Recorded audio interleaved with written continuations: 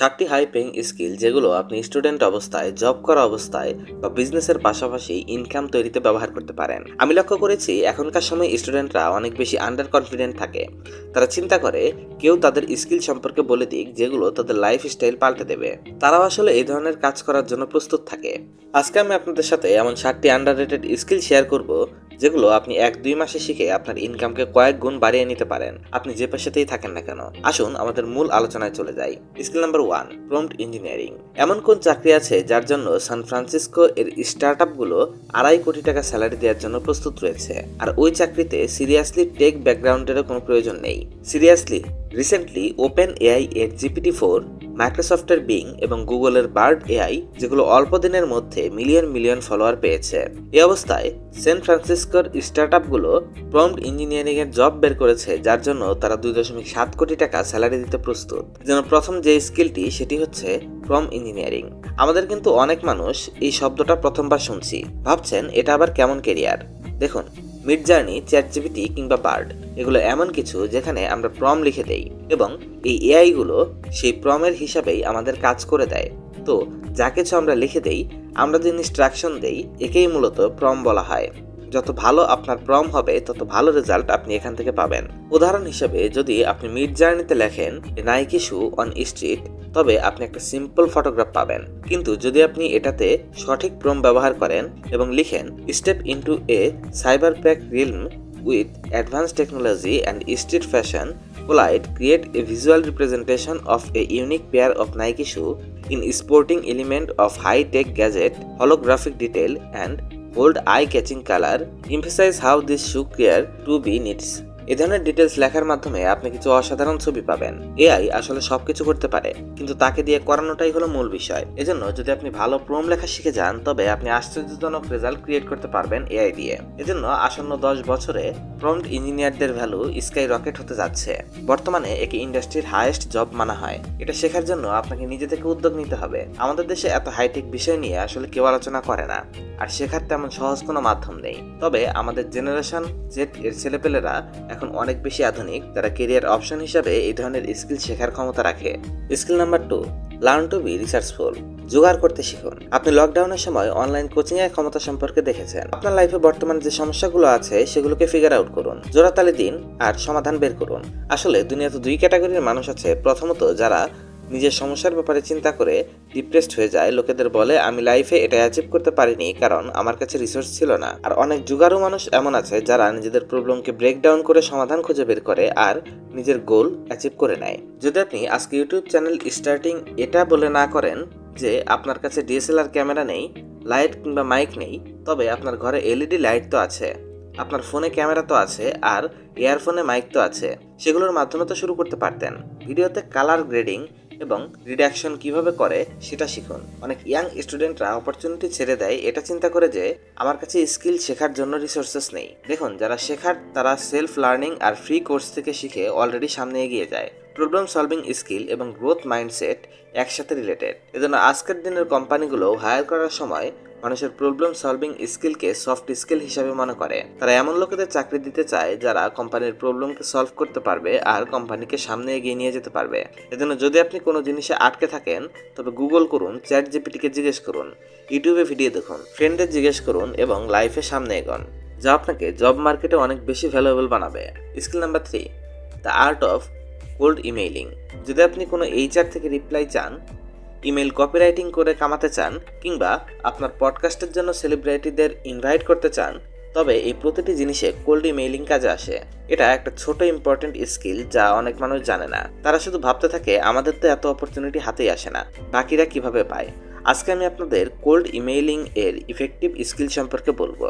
সর্বপ্রথম একটা creative subject লিখুন যাতে রিসিভার ইমেইল খুলতে বাধ্য হয়। তো অবশ্যই আপনাকে ক্লিক বিট অ্যাভয়েড করতে হবে, এটা করা যাবে না। আপনার ক্রিয়েটিভিটির ব্যবহার করুন। উদাহরণ হিসেবে এটা লিখুন যে I am not your average job applicant, let me show you why. আপনি যখন জবের সিভি দিচ্ছেন তখন এটা যদি সাবজেক্ট হয় তাহলে সে খুলতে বাধ্য হবে। দ্বিতীয় স্টেপটি হলো প্রথম 2 লাইনে আপনার এক্সপ্লেনেশন দিন। আপনি কোম্পানিকে কোন কোন জিনিসে সাহায্য করতে পারেন সেটা বলুন। তৃতীয় স্টেপটি হলো আপনি তাদের কোম্পানির দুর্বল এরিয়াগুলো পয়েন্ট আউট করুন আর তাকে বলুন আপনি আপনার সার্ভিসের মাধ্যমে তাকে কিভাবে সাহায্য করতে পারবেন। আর সাথে আপনার অভিজ্ঞতাও লিখে দিন। যদি আপনি ওই কোম্পানিতে প্রথমে ইন্টার্নশিপ করে থাকেন কিংবা কোম্পানির কোনো এমপ্লয়িকে জানেন, তবে আপনার কানেকশন তৈরি করতে পারেন। 4th স্টেপে আপনার স্কিলগুলোকে মেনশন করুন। স্টেপ 5-এ প্যারাগ্রাফে আপনার অপরচুনিটি চান। স্টেপ 6-এ ইমেইল তো আপনি পাঠিয়ে দিয়েছেন, কিন্তু রিপ্লাই না আসায় সবচেয়ে ইম্পর্টেন্ট স্টেপটি হলো ফলো আপ ইমেইল পাঠানো।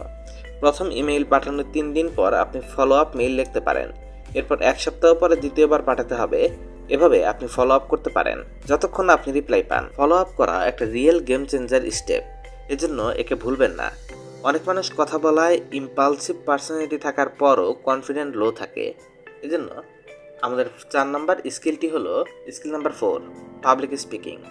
যদি আপনি আপনার অন্তরের কথা মানুষের ভেতর পর্যন্ত পৌঁছাতে পারেন কোনো রকম নার্ভাসনেস ছাড়া, যদি আপনি তাদের এনকারেজ করতে পারেন, তবে এর মাধ্যমে আপনি ট্রাস্ট তৈরি করতে পারবেন। আপনি যখন আপনার স্কিলের মাধ্যমে সার্টেন স্টেপ নেওয়ার জন্য লোকেদের ইন্সপায়ার করেন, তবে এর থেকে বেশি পাওয়ারফুল আর কিছু নেই। এজন্য পাবলিক স্পিকিং এর চেষ্টা করুন। বেশি পরিমাণে কম্পিটিশনে পার্টিসিপেট করুন। আপনার অফিসের টিমে লিড করুন। ইউটিউব, ইনস্টাগ্রাম ভিডিও বানান। নিজেকে এক্সপ্লোর করুন। আপনি আরও বেশি কনফিডেন্ট হয়ে উঠবেন। এখন আপনাদের মধ্যে অনেকে বলবেন, আমার তো হিম্মত নেই এসব করার, তবে এসব স্কিল কিভাবে শিখবেন? এজন্য রয়েছে আমাদের skill number 5, be courageous and self accepting. অত্যন্ত ফেমাস একটা কোট রয়েছে, they love at me because I am different, but I love at them because they all are the same. Crowd থেকে স্ট্যান্ড আউট করার জন্য আপনাকে কিছু তো আলাদা করতেই হবে, আর কিছু আলাদা করার জন্য প্রয়োজন কারেজ। এমন অনেক স্টার্ট আপ আছে যেগুলোতে মানুষ হিম্মত দেখিয়েছে এবং কিছুটা ট্র্যাকের বাইরে গিয়ে করেছে। যদি আপনি অন্যদের থেকে কিছুটা ডিফারেন্ট হন, তবে প্রাউড ফিল করুন। এটা একজন কারেজিয়াস মানুষের নিশানি। আপনি কেন আপনার লাইফে সিদ্ধান্ত নিচ্ছেন না জাস্ট এই জন্য যে অন্য কেউ আপনার আগে ওই কাজটা করেনি? এর মানে এই নয় যে আপনার সিদ্ধান্তটা ভুল। ট্রাই করুন, ফেল হয়ে গেলে দ্বিতীয়বার আবার ট্রাই করুন। কারেজ এমন একটা স্কিল যার দ্বারা আপনি লাইফে রিস্ক নেওয়া শিখবেন আর অনেক অপরচুনিটিও ব্যবহার করতে পারবেন।